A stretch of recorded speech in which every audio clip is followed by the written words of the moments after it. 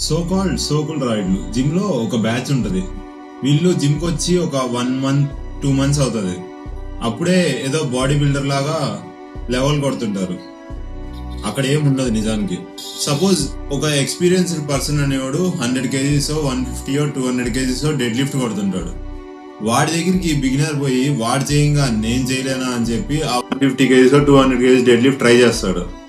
ఏమైనా తేడా జరిగిందా మొత్తం బాడీ షెడ్కి వెళ్ళిపోతుంది.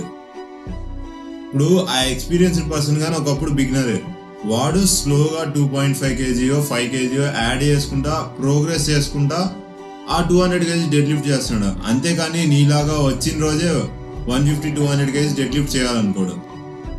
ఇక్కడ నేనేం చెప్తున్నా అంటే ఫస్ట్ బేసిక్స్ స్ట్రాంగ్గా పెట్టుకోండి, బేసిక్స్ నేర్చుకోండి. మీకన్నా మీ సీనియర్స్ ఎక్స్పీరియన్స్ ఉన్న వాళ్ళని జిమ్లో అడగండి. 90% ఎవరైనా ఫ్రెండ్లీగా నేర్పిస్తారు. నేర్చుకోండి. అప్పుడు స్లోగా ప్రోగ్రెస్ చేసుకుంటా మీరు వన్ ఫైన్ డే ఏదో ఒక రోజు 200 kgs డెడ్ లిఫ్ట్ కొడతారు ఖచ్చితంగా. సో బేసిక్స్ అనేవి స్ట్రాంగ్గా పెట్టుకోండి. ఎప్పుడైనా బేస్మెంట్ స్ట్రాంగ్ ఉంటేనే నువ్వు వేసే ఫౌండేషన్ అనేది స్ట్రాంగ్ ఉంటుంది. అంతేగాని అసలు బేస్మెంటే లేకుండా నేను డైరెక్ట్గా 200 kgs డెడ్ లిఫ్ట్ కొడతా అంటే అది పిచ్చిదాను. సో స్లోగా ప్రోగ్రెస్ చేసుకుంటారా అండి, ఇది ఒక రోజులో అయ్యేది కాదు.